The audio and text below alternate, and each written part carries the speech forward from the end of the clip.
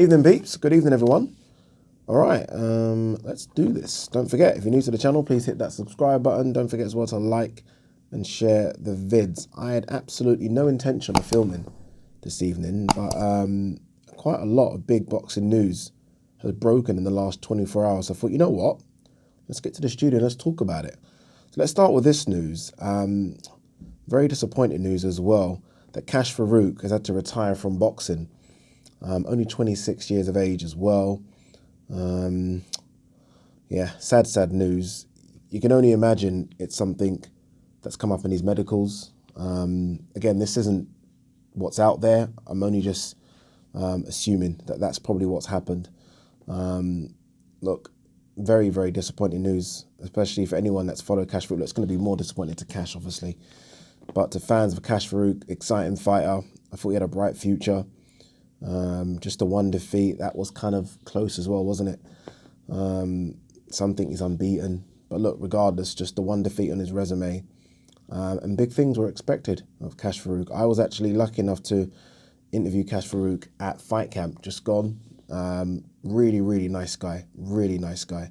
Had a tough fight at Fight Camp, but really nice guy. And look, yeah, disappointing for him, 26. It's when you just get into your peak as a boxer. He would have been looking at the next 4 or 5 years having big fights over here in the States, big fights in Scotland. And now obviously he has to look at what he needs to do next. Fingers crossed he stays within boxing as a trainer. Just someone in and around the gyms, because he's clearly got a lot of knowledge. Yeah, so disappointing. This is a side of boxing that not enough people speak about. There's a lot of boxers that retire. Obviously, maybe not as big as Cash Farouk this early in their career, but a lot of boxers call it quits because of things that go wrong in medicals. And by the way, I'm just assuming and guessing it's something in the medical. Not many boxers would call it quits for no other reason at this young age. So, yeah, I wish him good health, and I wish him good luck in whatever he wants to do going forward. Again, more disappointing news today. A lot of disappointing news, by the way, coming out today. This one really hit me. Callum Johnson has had to withdraw from his fight with Joe Smith because of COVID.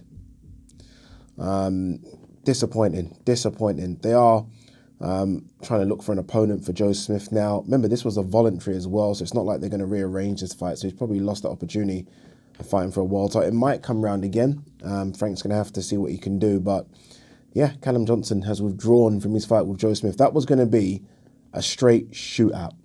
Like, there was going to be no boxing in a boxing match. These guys were just going to go toe-to-toe and have it. And Callum Johnson had a chance. Like, Joe Smith, very beatable. Callum Johnson had a chance. I'm not trying to say he was the favourite, because he wasn't. You still would favour Joe Smith by some distance. But we all know, everyone in boxing knows that Callum Smith can hit. He's a very big light heavyweight.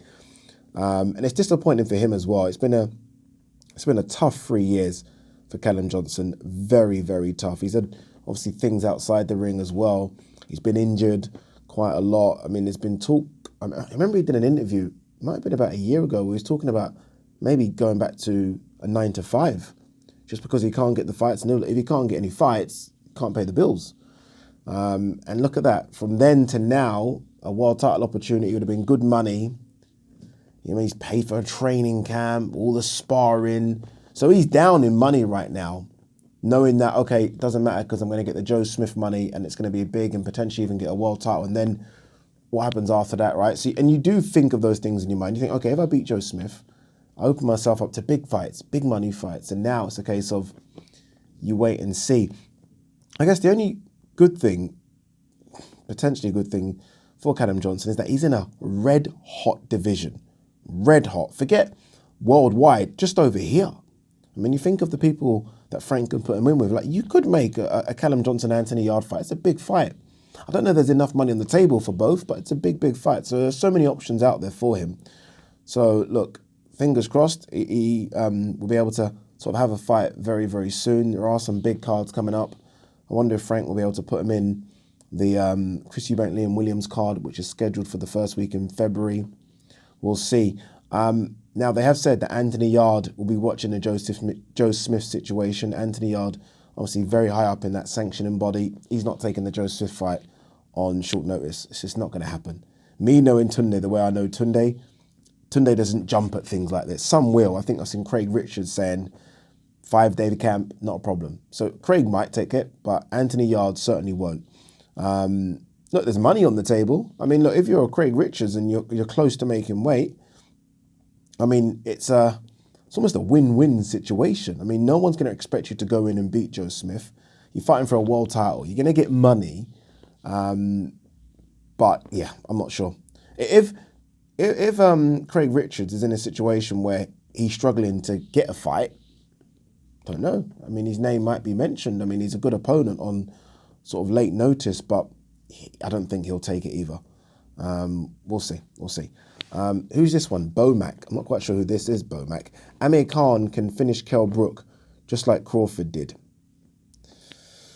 Man, it's weird how I'm more fearful for Kell Brook in this fight than I've ever thought I would be. Again, and this is just my opinion, by the way, because I think I've said this and some people have come at me. Like, I've always said that I think Kell Brook will beat Amir Khan at 147. That's not me saying that Amir Khan is a bad fighter. I think Amir Khan's a fantastic fighter, especially Amir Khan at his time at 140. Even Amir Khan at 147, he's a really good fighter. I just thought Kell Brook would have had his number. I thought Kell Brook would have been too big, too strong, and would have got to him eventually. I thought Amir Khan would have had some success in the fight, but I think Kell would have got to him. That being said, fast forward to 2022, and as much as I love Kell Brook, and trust me, I'm one of the people that really do love him, that's not Kell Brook anymore. I mean, it's a shell of him. I mean, I'm trying to think. If Kell Brook versus Sean Porter was 100%, the Kell Brook that's fighting now is 15 to 20% of that guy. So that's how far he's dropped. The weight's killing him as well. What's this fight? Is this fight at 150 or 149? That's not going to help him. Or is it even at 147? I don't know. But look, Kell's no longer what Kell was. Amir Khan, I don't know if Amir Khan's got anything left either, by the way.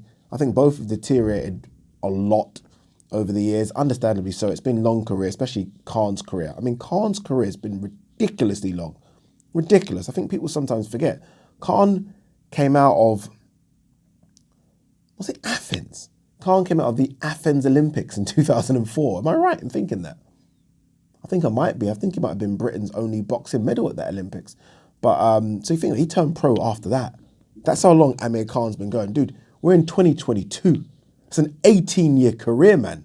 Ridiculous. So understandably, there's going to be wear and tear on both of them, especially Amir Khan. But yeah, I do think Amir will beat Kell now. I do. It's still going to be a good fight. I'm going to go to it. I think it's going to be a great fight. All right, the big news today, anyway, there's a lot of big news, and we've got more news to talk about, but I think the big one was that Anthony Joshua did an interview with Sky Sports today. It might be his first interview with a sort of a broadcaster since the defeat. He's obviously had those interviews with IFL TV and others maybe, I'm not quite sure, but definitely two with IFL TV. Look, he spoke to the media in the aftermath of the fight, the post-fight, but in terms of a proper sit-down, I think this is it. They've only put a 6 or 7 minute clip up on their YouTube channel. I'm sure the interview's longer than that. They're probably going to release it piece by piece. But there's a couple of things that came out of the interview. If you guys haven't seen it, please go and watch it. I'm just going to read a couple of the things that have come out of the interview and subsequent interviews after that. And let's get our take on it. Let's talk about it. This is what Anthony Joshua said, is that when I lost the first time, I never made excuses. He's referencing Andy Ruiz. But I had my reasons. I knew I would get it back. This one hurts because I was 100%, no problems. I just lost to the better man and it hurt, but it gave me motivation. I'll redeem myself. I like that. No excuses. I was 100%. How many boxers have, in recent times had a defeat and you sort of blame it on whatever? AJ was 100%. I went to go and see AJ in Sheffield in the lead up to that fight. Looked in good spirits, looked in great shape. So no injuries whatsoever. He just lost to a better man. He went on to say there was a stigma that I can't box, or there is always a stigma, that I can't box. I'm a big, stiff bodybuilder. That's what Tyson Fury says. So I said, cool, let me practice my boxing. I tried practicing my boxing with Alexander Usyk. He won 9 rounds, I won 3. Next fight, I win 4 more rounds. I win. This I don't necessarily like. I mean, you don't practice your boxing with Alexander Usyk. You practice your boxing in sparring. You practice your boxing in the lead up to fights. In fact, you want to practice your boxing, practice it on someone like a Kubrat Pulev. You don't practice your boxing on arguably one of the best pure boxers out there. It's a wrong time to go and practice boxing. Alexander Usyk isn't that. So, I mean, if that was the thought process going into the fight from his team and AJ, then you've got to get rid of your team. You've got to sack them. We'll talk about that in a minute because he mentions something about that as well. If your team have agreed that this is the time to try and outbox the boxer, and it's a team thing, not just an AJ thing on the night, then everyone's got to be sacked. Everyone, from top to bottom. Because that could be the worst decision ever. Like, it makes no sense. Like, honestly, I saw it from the first round. You know when you see it from the first round, but first rounds are normally feel-out rounds. You're like, okay, look, maybe he's just, trying to have a look at what Usyk's doing. When he was standing off him and actually trying to box Usyk, then you realise there's a problem. And he's almost admitted that that's what he did try and do. Because of the stigma, and it shows that people are listening to outside noises. Fuck that. Forget all that, oh, you're a big, stiff bodybuilder. So what? So what? You're never going to be a pure boxer like some of these guys, because a lot of these guys have been boxing since they were fucking 6 or 7 years of age. It ain't going to happen. Anthony Joshua started boxing in his teens. Being a so-called stiff, big bodybuilder has got to you to where you've got to. Don't try and turn into a bloody boxer now and try and outbox the boxer. It makes no sense. What he also went on to say in that bit, he says, Usyk won 9 rounds, I won 3. Next fight, I win 4 more rounds, I win. Doesn't work like that, does it? It doesn't. And for me, the way AJ wins this fight is by knockout. It's by knockout, or at least putting Usyk down a couple of times. I don't think it's by winning rounds against Usyk. I think Usyk will win more rounds than AJ. Like, I'm an AJ fan, man. I feel there's only one way AJ wins this fight, and that's by destruction. I know that sounds very basic, and I'm not going to go into what you know what I mean, basically. Like, AJ's not going to win a boxing match against Alexander Usyk. Could he win a boxing match in a year and a half's time when he gets a lot of time to work on a few different things? Even then, it's pushing it. But Alexander Usyk's a very, very good boxer. AJ's got to go in there and rough him up a little bit. And I know people laugh at me when I say that sometimes, because I get it. It's not that easy. I'm not saying it is easy. But that is his only way to victory here. It's his only way. If you think that he's going to somehow have a boxing match with Usyk and win, then, yeah, you're more delusional than I thought you were. I belong on the big stage. I belong as a champion. I belong amongst the names of this generation, and you'll see why. If I didn't fight the best, I may not have lost. Look, there's some truth in that. And by the way, Anthony Joshua certainly belongs along the names of this generation. I mean, again, he's one of the best heavyweights of this generation. That's fact. I mean, 2-time world champion. I mean, of course he belongs amongst the names in this generation. He did say in that interview, right at the start, he said people have really high expectations of me. And he almost seemed to suggest that maybe we should lower their expectations a little bit. Maybe I'm reading into it a bit more, but that's kind of what I got from it. I don't know, man. Maybe he does have a point. He has been built up, and rightly so, right? I mean, he started his career like a fucking steam train, knocking people out. Olympic gold medalist, world championship silver medalist, and maybe we did just think, okay, this is the next coming of blah, blah, blah. But sometimes you've got to live up to that. Sometimes you've got to live up to it. Now, this, I don't know this was in the interview because I didn't see it, but this is on Michael Benson's Twitter page. Again, it's Anthony Joshua saying this. I've been based in Sheffield and had a good chat with my coach. I want to try some new things, a new environment to get inspired again and take the heavyweight division by storm. New environment, work with some new coaches, plural, and to go to war. It's a warrior mindset. That, for me, unless I'm reading it differently, says that he obviously is leaving Sheffield, number one, and he's leaving Rob McCracken. That's the only way I read that. Some people who I've spoken to about this after have said, no, he's going to stay with Rob and he's going to add another couple of coaches, or he's going to go here and go there. That ain't working. If you're going to go. Clean slate, move on. Not a problem. You worked with Rob McCracken for a long time. Not a problem. You've done some good stuff with Rob McCracken. Not a problem. You become world champion with Rob McCracken. You won your belts back with Rob. Not a problem if you say, you know what? Let's just try something new here. It's your career. Take hold of it.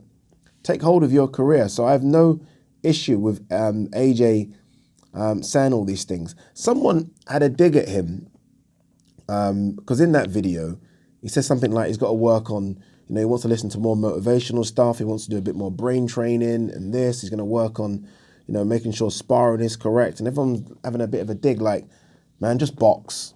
Like, look, AJ, again, I'll say this, he's not as a natural boxer as Fury and Usyk. And I mentioned those two because those are the two that he's talking about and gunning for. AJ almost needs to work on, and he's never going to be either, by the way. He's never going to be. Let's kind of just park that for a second. He can get whatever training he wants to. He's never going to be as good a boxer as Usyk and Fury. It's not going to happen. So he needs to kind of build himself up other ways. So he needs to almost, this is a bit of a bad example, but it's a bit Messi, Ronaldo. Like, both of them, fantastic footballers, right? One looks a lot more natural than the other. Like Messi just looks like he could roll out of bed and just do anything he wants on a football field. Ronaldo almost looks like it has to be very machine-like, methodical. Every box has to be ticked. Like I do 1,000 abs before I go bed, all that kind of stuff. That's AJ. Messi is Fury, Usyk. Don't get me wrong, you still have to work in your craft, and they certainly do. Ronaldo is not as naturally gifted for me as Messi. He's not.